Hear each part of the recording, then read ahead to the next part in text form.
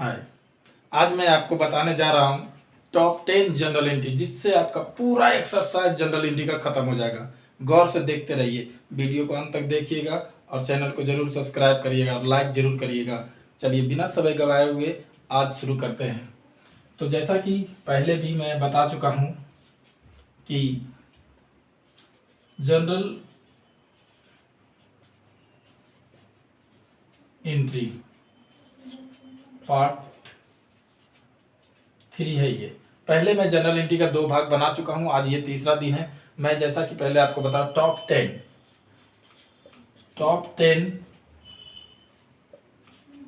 Entry, अगर ये पूरा वीडियो देखते हैं तो आपको मैं दावे के साथ कह सकता हूं कि जनरल एंट्री का पूरा एक्सरसाइज का एक क्वेश्चन आप बना सकते हैं, लेकिन इस वीडियो को अंत तक देखना होगा। चलिए शुरू करते हैं। सबसे पहले मैं भुगतान से शुरू करूंगा। भुगतान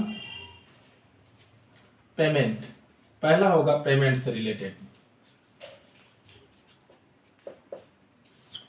पेमेंट बहुत प्रकार से करते हैं, जैसे पेड रेंट।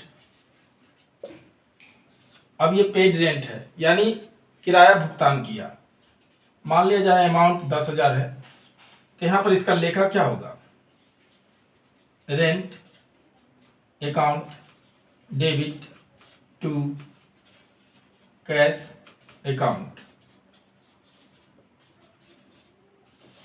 सर ये डायरेक्ट कैसे बना दिए, इसका नियम क्या है? ये सारा मेथड मैं पार्ट 1 जनरल एंट्री के भाग 1 में बता चुका हूं। उसके बारे में फिर दूसरा वीडियो में मैं बता चुका हूं। ये तीसरा वीडियो है, इसलिए अगर इनको समझना है कि ये कैसे हम लिखे हैं तो आपको पार्ट 1 और पार्ट 2 दोनों देखना होगा। फिर भी मैं थोड़ा सा बताता हूँ। पेड रेंट, रेंट क्या है? पेड किया, भुगतान किया, ये भुगतान कर रहा हूं मैं। और जिसे मैं भुगतान करता हूं, याद रखिएगा, जिसे भुगतान किया जाता है उसे डेबिट करते हैं। पेमेंट से रिलेटेड 2-4 एंट्रियां और देखते हैं। जल्दी जल्दी मैं खत्म करूंगा। जिसको भी ये सारा चीज लिखना होगा, वीडियो को पोस्ट करके लिखते रहिएगा। नरेशन की बात करते हैं तो नरेशन में पेड रेंट ही हो जाएगा। नरेशन लिखने के लिए पहले भी मैं सिखाया हूं पहला वाला वीडियो में।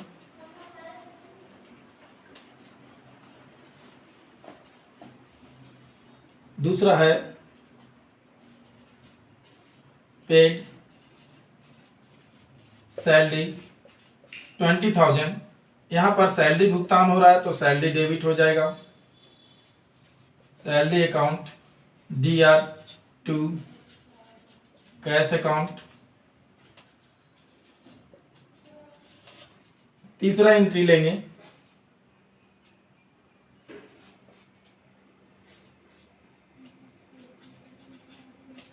Paid Mohan for cash 25,000। यहाँ पर मोहन पाने वाला है और मोहन को हम डेबिट कर देंगे। मोहन से अकाउंट लिखेंगे, याद रखिएगा।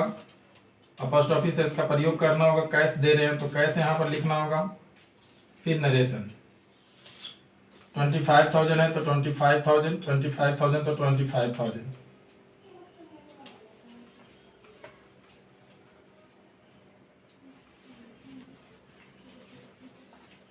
तीन हो गया।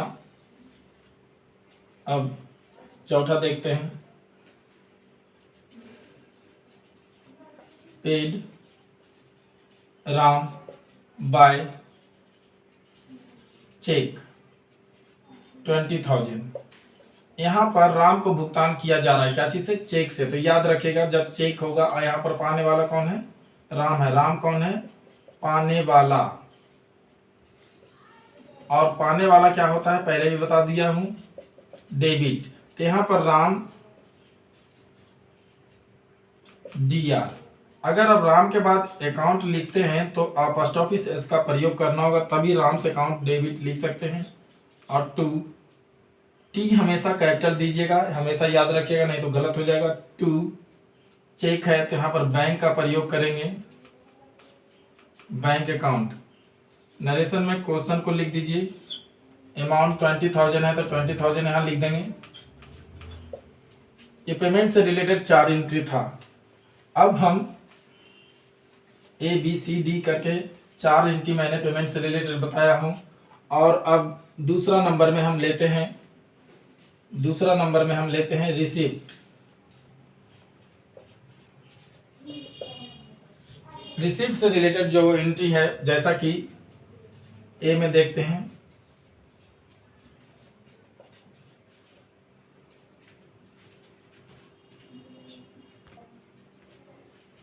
रिसिप्ट से रिलेटेड एंट्री को देखते हैं। तो रिसिप्ट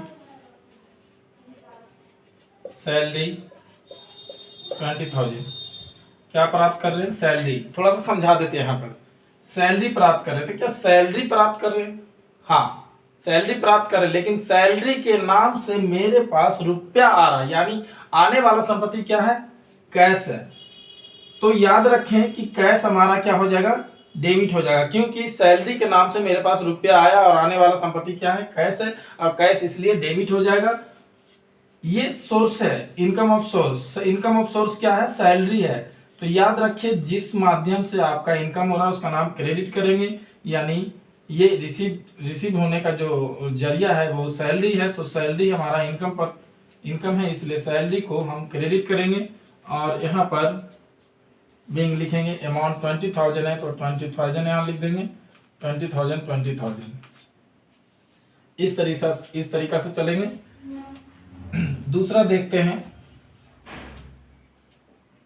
बी में रिसीव कैश फ्रॉम राम 25,000। यहाँ पर राम से प्राप्त हो रहा है। किससे प्राप्त हो रहा है? राम से। क्या प्राप्त हो रहा है? कैश प्राप्त हो रहा है। तो याद रखिए, बस सिंपल सी बात है। क्या प्राप्त हुआ? कैश प्राप्त हुआ। कैश क्या हो जाएगा? डेबिट हो जाएगा। किससे प्राप्त हुआ? राम से। तो यहाँ पर राम क्या हो जाएगा? क्रेडिट हो जाएगा। राम से काउंट। नरेशन में ठीक वही चीज लिखेंगे, क्वेश्चन को विंग। सी में देखते हैं,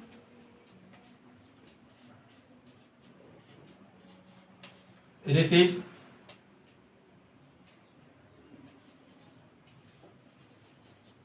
चेक फ्रॉम मोहन। क्वेश्चन वही है, लेकिन यहां पर क्या है कि चेक रिसीव हुआ। किससे? मोहन से। अमाउंट जो भी हो, मोहन से चेक रिसीव हुआ। तो चेक हमारा बैंक में जमा होता है, यानी यहां पर बैंक का प्रयोग करेंगे। Bank account debit to Mohan से अकाउंट। नरेशन में ठीक वही लिख देंगे। अमाउंट जितना भी हो यहाँ पर डेबिट और क्रेडिट दोनों साइड में भर देंगे, इस तरीका से।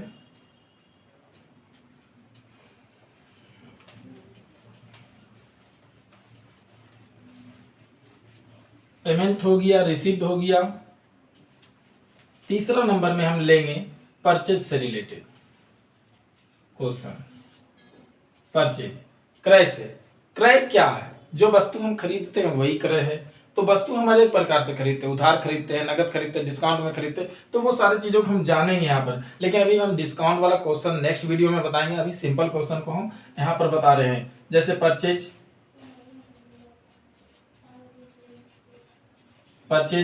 मशीन 20,500। यहाँ पर क्या क्रय किया गया? मशीन क्रय किया गया। तो याद रखिए, जो भी खरीदेंगे ये आने वाला संपत्ति है। मशीन क्या है? आने वाला संपत्ति है। आने वाला संपत्ति है। अब आने वाले संपत्ति को हम क्या करते हैं? डेबिट करते हैं। आने वाले संपत्ति को क्या करते हैं? डेबिट करते हैं। आने वाला संपत्ति क्या करते हैं? डेबिट करते हैं। याद रखिएगा। तो यहाँ पर आने वाला संपत्ति क्या है? मशीन है। तो मशीन अकाउंट डेबिट होगा और टू कैश होगा। क्रेडिट में कैश होगा। अब बहुत सारे लोगों का ये प्रश्न होता है कि सर क्रेडिट में कैश कैसे आ गया? यहाँ पर तो कैश लिखा हुआ नहीं है। तो मैं आपको बता देना चाहता हूँ, जब कैश या उधार नगद या बैंक कुछ भी संबंधित बात यहाँ प्रश्न में नहीं लिखा हो, जैसे कि यहाँ पर परचेज मशीन है डायरेक्ट लिखा हुआ और यहाँ पर फॉर कैश ना ही बाय चेक कुछ भी नहीं लिखा हुआ, तो वैसे स्थिति में समझ लेना है कि वस्तु नगद खरीदा गया पेमेंट करके यानी कैश देकर। तो इस स्थिति में यहाँ पर कैश क्रेडिट हो जाएगा। दूसरा क्वेश्चन देखते हैं, उसी क्वेश्चन को देखते हैं। यहाँ पर अगर इसी में क्वेश्चन ऐसा हो कि परचेज मशीन फॉर कैश 20,500, तो यहाँ पर याद रखिए कि इसी क्वेश्चन में सिर्फ फॉर कैश को बढ़ा दिया गया। क्वेश्चन वही, यानी इसका लेखा जो होगा यही होगा। इसका लेखा क्या होगा? Machine account debit to cash account होगा। लेकिन अगर यहाँ पर बाय चेक कर दिया जाए, 500 या 5,000, तो यहाँ पर याद रखिए कि यहाँ पर क्या होगा कि मशीन क्या हो जाएगा? डेबिट हो जाएगा। मशीन अकाउंट डेबिट हो जाएगा और टू चेक है तो यहाँ पर क्या हो जाएगा? बैंक अकाउंट हो जाएगा। क्या हो जाएगा? बैंक अकाउंट हो जाएगा। और नरेशन में वही होगा। अमाउंट तो आपको पता ही है 20,500 रुपया। 20,500 रुपया डेबिट और क्रेडिट दोनों साइड में लिख देंगे। इस तरीका से परचेज वाला हो गया।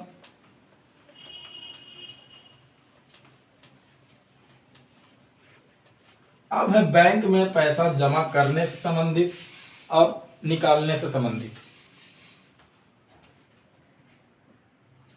तो चलिए बैंक में पैसा जमा करने से संबंधित और निकालने से संबंधित क्वेश्चन को देखते हैं। पहला था आपका पेमेंट से रिलेटेड, दूसरा था आपका रिसीव से रिलेटेड, तीसरा था आपका परचेज से रिलेटेड,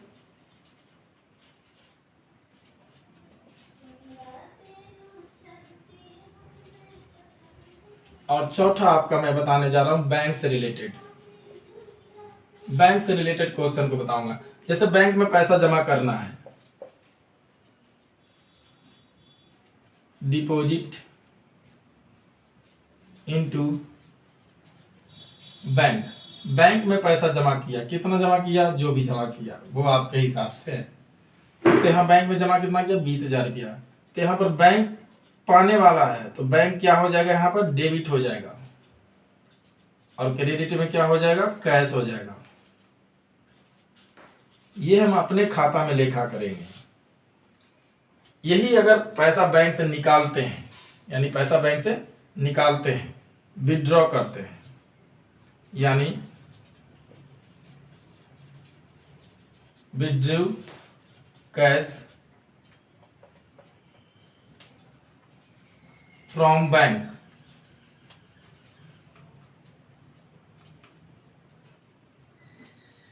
$25,000। तो यहां पर बैंक से पैसा निकालते, ठीक इसका उल्टा हो जाएगा लेखा, यानी यहां पर कैश अकाउंट डेबिट हो जाएगा और टू बैंक अकाउंट हो जाएगा।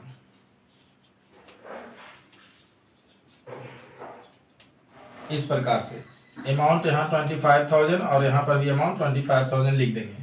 तो ये बैंक से हो गया। एक लेखा और बैंक से और सिंपल वाला आपको मैं समझा देता हूं। जैसे कि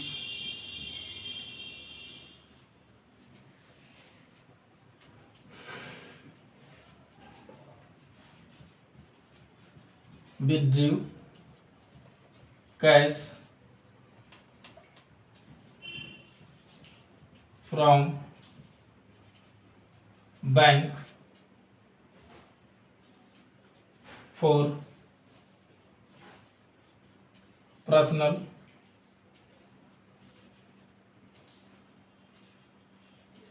यूज 2,000। तो यहाँ पर व्यक्तिगत खर्च के लिए बैंक से पैसा निकाला गया। जब याद रखिए कि यहाँ पर पर्सनल शब्द यूज होता है प्रश्न में, यानी व्यक्तिगत अपना स्वयं के खर्चा के लिए बैंक से पैसा निकालते हैं, तो उस स्थिति में यहाँ पर डेबिट में ड्रॉइंग शब्द का प्रयोग करेंगे। Drawing account debit to bank account.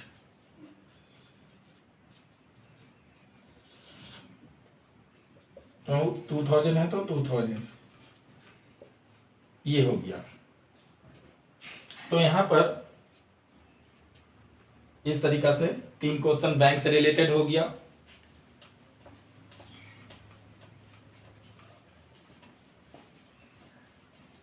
अब देखिए मैं एक चीज और बता देना चाहता हूँ, बहुत सारे लोगों का कहना है कि सर परफॉर्मा में बताइए, तो परफॉर्मा लीजिए, मैं आपके सामने परफॉर्मा बना रहा हूँ। जनरल एंट्री के परफॉर्मा में 5 कॉलम होता है, जो कि मैं पहले वाला वीडियो में एक्सप्लेन कर चुका हूँ।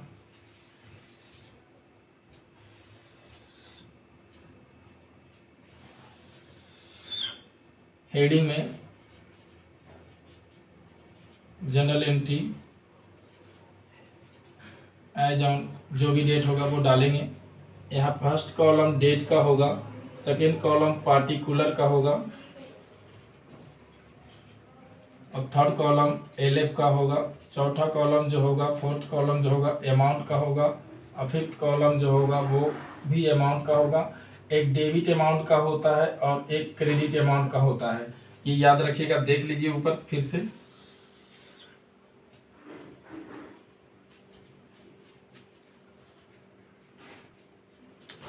देख लिया आपने। तो अब देखिए पहला लेखा करते हैं। जैसे कि क्वेश्चन होता है, कोई भी क्वेश्चन आप देख लीजिए, जैसे मैं यहाँ पर नीचे में क्वेश्चन लिख रहा हूँ,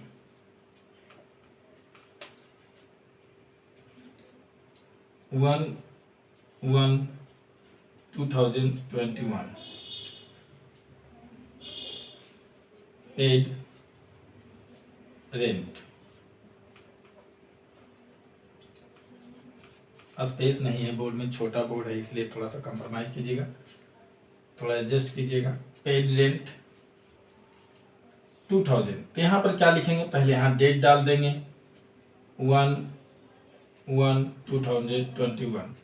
रेंट पेड कर रहे हैं तो यहाँ पर क्या हो जाएगा, रेंट यहाँ डेबिट हो जाएगा।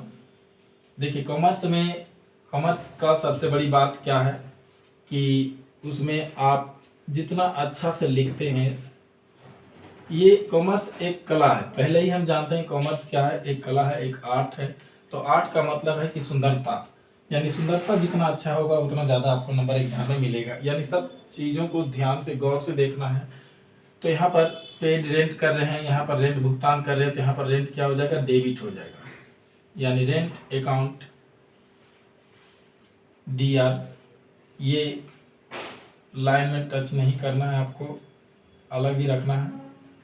और अमाउंट 2000 है तो यहाँ पर 2000 दे देंगे। क्रेडिट में टू कैश अकाउंट और नरेशन विंग पेड रेंट लिख देंगे और एक लाइन कर देंगे, और क्रेडिट में भी 2000 रुपया लिख देंगे। तो इस प्रकार से आप अपना परफॉर्मा में लेखा करेंगे। उसी तरह से दूसरा भी लेते हैं, जैसे कि वो 2/1/2021 का है, रिसीव्ड कैश, तो यहाँ पर क्या हो जाएगा, कैश अकाउंट डेबिट हो जाएगा। और to received cash from Mohan, Mohan से प्राप्त किया, तो यहाँ पर क्या हो जाएगा, मोहन अकाउंट हो जाएगा, और नरेशन में लिख देंगे being receive from Mohan. Amount जो भी हो आप यहाँ पर पुट करिएगा। इस प्रकार से आप बना सकते हैं। तो अगर मेरा वीडियो अच्छा लगता है तो प्लीज़ मेरे चैनल को सब्सक्राइब करके शेयर करें और मेरे वीडियो को लाइक करें। अभी तक बेल आइकन को आपने नहीं दबाया है तो बेल आइकन को जरूर दबा दें। और आप देख रहे हैं सोनिया एजुकेशन यूट्यूब चैनल, मेरा नाम है धीरज कुमार। आप मेरे वीडियो को जरूर शेयर करें और चैनल को सब्सक्राइब करें। बाय, मिलते हैं नेक्स्ट वीडियो में।